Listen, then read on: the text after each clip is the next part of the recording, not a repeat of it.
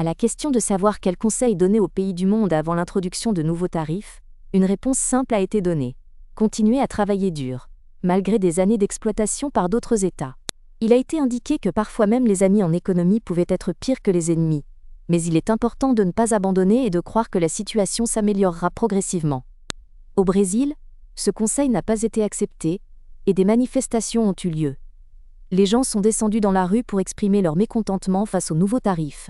Lors d'une manifestation à São Paulo, un mannequin du président américain Donald Trump et un drapeau américain ont été brûlés pour protester contre les droits de douane imposés aux exportations brésiliennes.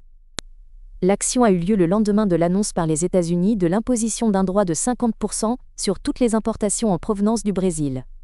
La foule comprenait des membres et des partisans du Parti des travailleurs au pouvoir, venus avec des drapeaux et des pancartes en soutien au président brésilien Luiz Inácio Lula da Silva.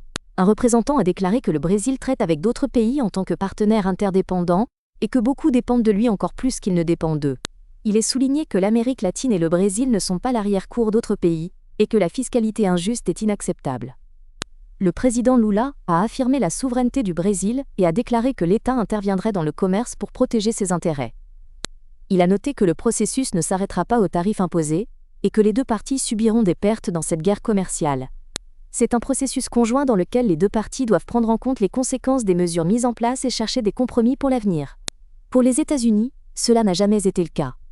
Tout a toujours été pris par la force, ce qui témoigne d'une tentative de coincer notre pays dans un coin par Trump. C'est une tentative d'empêcher notre système judiciaire de pouvoir réellement punir le criminel pour les tentatives de coup d'État du 8 janvier 2023. Les tentatives de coup d'État du 8 janvier 2023 sont un crime qui doit absolument être puni conformément aux lois du pays. Tout est fait pour que Jair Bolsonaro, sa famille et tous les participants aux événements du 8 janvier ne soient pas tenus responsables de leurs actes. À l'origine, la manifestation était organisée en soutien à la taxe sur les superprofits, mais après l'imposition par les États-Unis de tarifs de 50% sur les produits brésiliens, la situation a changé. La protestation est devenue une expression de mécontentement face aux atteintes à la souveraineté du Brésil, après l'annonce de tarifs élevés sur ses exportations. L'ordre d'imposer les tarifs a été exposé dans une lettre que Trump a envoyée au président Lula, qualifiant la poursuite judiciaire contre Bolsonaro de chasse aux sorcières. Cette lettre a intensifié le conflit entre les deux dirigeants, mettant de l'huile sur le feu d'une confrontation publique croissante. Monsieur le Président, j'ai connu et interagi avec l'ancien président Jair Bolsonaro, et je le respectais profondément, comme la plupart des dirigeants mondiaux. La manière dont le Brésil traite un ancien président respecté aux États-Unis et dans le monde est une honte internationale. Ce procès ne devrait pas avoir lieu. C'est une chasse aux sorcières qu'il faut immédiatement arrêter. En partie à cause des attaques sournoises du Brésil contre les élections libres et les droits fondamentaux des citoyens, la situation devient encore plus inquiétante. La Cour suprême a récemment soutenu les Américains sur la liberté d'expression. Au Brésil, des centaines d'ordres secrets et illégaux de censure des réseaux sociaux américains ont été émis. Les ordres brésiliens menacent les réseaux sociaux d'amendes de plusieurs millions et d'expulsion du marché. À partir du 1er août 2025, un tarif de 50% sera appliqué aux produits brésiliens. Le tarif concerne tous les produits brésiliens, y compris ceux réexportés pour contourner les droits de douane. C'est un tarif distinct, non lié aux droits sectoriels. Au lieu d'un appel ou d'une lettre concernant les mesures, un message a été publié sur le site web. C'est une manifestation de mépris total, typique du comportement d'un chef d'État. Un tel comportement est inacceptable, surtout avec un pays qui est le plus grand exportateur de jus d'orange, d'acier et d'avions Embraer vers les États-Unis. Une tentative de négociation est prévue pour comprendre la situation. Le Brésil préfère le dialogue et évite les litiges judiciaires. En cas d'épuisement des négociations, le Brésil appliquera le principe de réciprocité. Le soutien des chefs d'entreprise du pays est attendu. La lettre commence par un appel à cesser la chasse aux sorcières. C'est inacceptable, car il existe la justice et le droit à la présomption d'innocence. Je chercherai personnellement de nouveaux marchés pour les produits brésiliens. C'est ma mission de dialoguer avec les entrepreneurs et d'ouvrir de nouvelles opportunités d'exportation pour le Brésil. Imposer des taxes à tout le monde n'est pas simple, et cela aura des répercussions aux États-Unis eux-mêmes. Le commerce avec les États-Unis est un aspect important pour le Brésil, compte tenu de leurs liens économiques. Les États-Unis sont le deuxième partenaire commercial du Brésil après la Chine. Ils ont un solde commercial positif avec la plus grande économie de la région. Bien que l'effet économique global pour le Brésil soit limité, certains secteurs comme l'aviation et la banque ressentent déjà la pression des tarifs. Les tarifs peuvent aussi faire mal aux États-Unis, en influençant les prix des produits alimentaires. le Brésil est un exportateur majeur de produits agricoles. Les principaux produits d'exportation du Brésil sont le café, le jus d'orange, le sucre et le bœuf. Leurs prix pourraient augmenter à cause des tarifs, affectant la consommation. Les États-Unis sont le plus grand consommateur de café au monde et le Brésil le deuxième producteur. L'augmentation des tarifs réduira inévitablement la consommation de café. 76% des Américains boivent du café. Si les tarifs augmentent, le prix montera, ce qui affectera à la fois le pays d'origine et le consommateur. Actuellement, l'exportation peut ralentir et diminuer un peu, mais globalement la situation sera réglée et harmonisée. Aucune pénurie de café brésilien n'est attendue sur le marché. Ces paroles appartiennent au vice-président du Brésil, Geraldo, qui est convaincu qu'il n'y a pas de risque pour le marché du café et que les relations commerciales seront rétablies. Alckmin a déclaré que la loi sur la réciprocité est prête à être appliquée immédiatement après l'annonce par le président américain Donald Trump de tarifs de 50% sur les produits brésiliens. La loi a déjà été adoptée par le Congrès national du Brésil, et le décret correspondant devrait être publié dans les prochains jours pour entrer en vigueur. Premièrement, en ce qui concerne la loi sur la réciprocité, elle a déjà été adoptée. C'est une loi approuvée par le Congrès national, et le décret devrait être publié aujourd'hui ou demain. Nous voyons maintenant que ce clan, même hors du pouvoir, continue de travailler contre les intérêts du Brésil et du peuple brésilien. Auparavant, c'était une attaque contre la démocratie, maintenant c'est une attaque contre l'économie, qui nuit aux entreprises et aux emplois. En réponse aux actions indignes du gouvernement américain d'imposer un droit de 50% sur les exportations brésiliennes, nous prenons déjà des mesures proactives. J'ai contacté les principaux représentants des secteurs les plus touchés, producteurs de jus d'orange, de bœuf et de café, pour étendre nos actions. Ces actions ont lieu pendant les 2 ans et demi de présidence de Lula, et maintenant je vais les renforcer pour un effet maximal. Je chercherai les marchés les plus importants au Moyen-Orient, en Asie du Sud et dans les pays du Sud global, qui ont un grand potentiel de consommation. Ces régions peuvent devenir une alternative pour les exportations brésiliennes face aux nouvelles barrières tarifaires. Des mesures diplomatiques de réciprocité de la part du Brésil sont déjà prises pour protéger les intérêts nationaux. Les analystes estiment que la décision du président américain Donald Trump d'augmenter les tarifs sur les exportations brésiliennes de 50% représente une menace significative.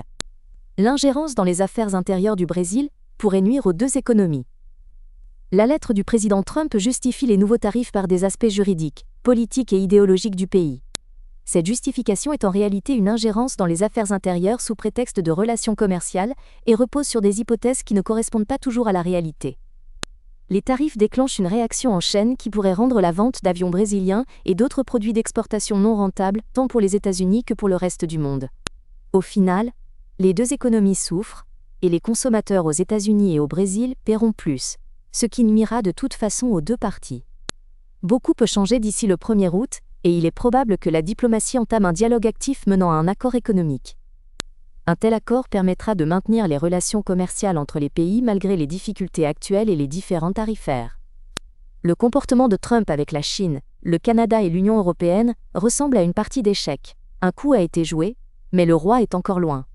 Monsieur le Premier ministre, c'est un honneur pour moi de vous adresser cette lettre démontrant la force et l'engagement des relations commerciales entre nos pays. Les États-Unis d'Amérique ont accepté de poursuivre leur coopération avec le Canada, malgré la pression financière réciproque exercée par ce dernier.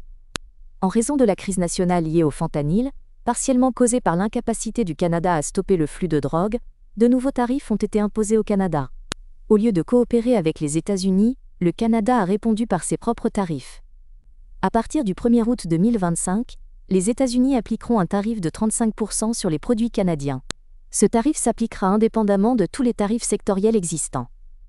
Si le Canada met fin au flux de fentanyl, une révision de la lettre et des tarifs sera possible. Les tarifs peuvent être ajustés à la hausse ou à la baisse selon les relations entre les pays. Les États-Unis garantissent que vous ne serez jamais déçus. Le Premier ministre canadien Mark Carney a reçu cette lettre et a publié sa réponse sur le réseau social X, la rendant publique. Dans les négociations commerciales avec les États-Unis, le gouvernement canadien défend toujours les travailleurs et les entreprises. Le travail se poursuivra jusqu'à la nouvelle date limite du 1er août. Le Canada a réalisé des progrès significatifs dans la lutte contre l'épidémie de fentanyl en Amérique du Nord et est déterminé à poursuivre sa coopération avec les États-Unis. L'objectif de cette coopération est de sauver des vies et de protéger les communautés. Une Canada forte et unie se construit, rassemblant le gouvernement fédéral, les provinces et les territoires. Ayant réalisé des progrès significatifs, le Canada est prêt à lancer de grands projets nationaux visant à renforcer l'économie. Les partenariats à travers le monde se poursuivent. Les Philippines ont exprimé leur inquiétude face à la décision des États-Unis d'imposer des tarifs de 20% sur les exportations de l'archipel. Néanmoins, le pays continuera les négociations. Nous avons reçu une notification officielle concernant les nouveaux tarifs miroirs des États-Unis à l'égard des Philippines. Les États-Unis ont décidé d'imposer un droit de 20% sur les exportations philippines, ce qui suscite des inquiétudes. Il convient de noter que ce taux est le deuxième plus bas parmi tous les tarifs imposés par les États-Unis dans la région. Nous restons engagés à poursuivre de bonne foi les négociations avec les États-Unis. L'objectif des négociations est de conclure un accord économique bilatéral global ou, si possible, un accord de libre-échange entre les Philippines et les États-Unis. L'Union européenne collabore étroitement avec l'administration du président américain Donald Trump pour parvenir à un accord commercial. Bruxelles se prépare à tous les scénarios possibles. La présidente de la Commission européenne, Ursula von der Leyen, a dénoncé les tarifs sans précédent des États-Unis, qui depuis février ont atteint 70% de tout le volume commercial de l'UE avec les États-Unis. L'ampleur et la portée de ces mesures sont sans précédent. C'est pourquoi la position de l'UE doit être très claire et ferme. L'Union européenne privilégie des solutions concertées. C'est pourquoi l'Union européenne travaille en étroite collaboration avec l'administration américaine pour parvenir à un accord mutuellement acceptable et faire avancer le processus. La semaine dernière, Ursula von der Leyen a eu un échange fructueux avec le président Trump, visant à faire progresser le processus des négociations commerciales. Nous cherchons une base fiable pour le développement futur de la coopération commerciale entre l'Union européenne et les États-Unis. Le message est clair et ferme. Nous restons fidèles à nos principes et défendons nos intérêts. Nous travaillons consciencieusement et nous préparons à tous les scénarios possibles. Nous tiendrons la salle informée des événements. Chers députés, nous travaillons jour et nuit pour trouver une solution. Nous sommes convaincus que les tarifs nuisent aux entreprises. Vive l'Europe!